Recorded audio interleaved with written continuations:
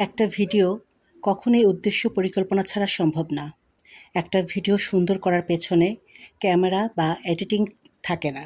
এর পেছনে থাকে অনুভূতি, পরিকল্পনা, ধৈর্য আর ভালোবাসা।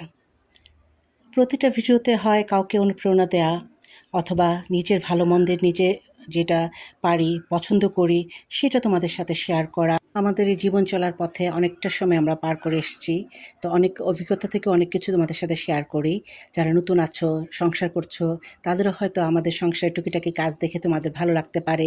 এখান থেকে তোমরা কিছুটা হলেও শিখতে পারো। আমি তো যখন ভিডিওগুলো তৈরি করি বা যখন কাজ করতে থাকি, একেকটা ক্লিপ নেই, তখন চিন্তা করি যে এটার পরে এটা করব, এটার পরে এটা করলে এরকম ভালো হবে। তো এই ক্রিয়েটিভিটিগুলো না সবার মাঝেই থাকে। তো সেটাই এখন আমরা এই আমাদের ছোট্ট একটা ভিডিও ৩ মিনিটের বা ২ মিনিট ভিডিওর মাধ্যমে তুলে ধরার চেষ্টা করি। তো এই যে আমি দুপুরে খাওয়া-দাওয়ার পরে চলে এসেছি ইস্টার্ন মল্লিকাতে। তো আমার আম্মার জন্য কয়েক সেট 3 পিস নিবো বলে দেখতে আসলাম যে কেমন আছে। তো এখান থেকে পছন্দ করে নিয়ে সন্ধ্যার পর বাসায় এসেছি। তো এর আগে আমি তোমাদের দেখিয়েছিলাম আমার একটা পার্সেল আসছে যে আমার কিছু কিচেনের জন্য মসলা রাখার জার কিনেছি। সেই জারগুলোতে মসলা ভরেছি। দেন একেকটা করে এখন ট্যাগ লাগাচ্ছি। এই স্টিকারগুলোও কিন্তু আমি অনলাইন থেকে নিয়েছিলাম। তো কোন পেজ থেকে নিয়েছি অনেক আগে নিয়েছিলাম, ঠিক একটা মনে নেই। তো যাই হোক, এগুলিকে এখন সুন্দর করে তোমার ভাইয়ার লেখা কিন্তু খুবই সুন্দর। তাই তাকে দিয়েই লেখাচ্ছি। আর মাঝে দেখো বুদুনকে একটু দুষ্টুমি করছি। তো প্রতিটা জারে যে মসলাগুলো আছে সেই মসলার নাম লিখে স্টিকারটা লাগিয়ে দিলাম। এতে করে যে যখন আমার কিচেনে ঢুকবে, রান্না করতে যাবে, খুব অনায়াসেই পেয়ে যাবে মসলাগুলো।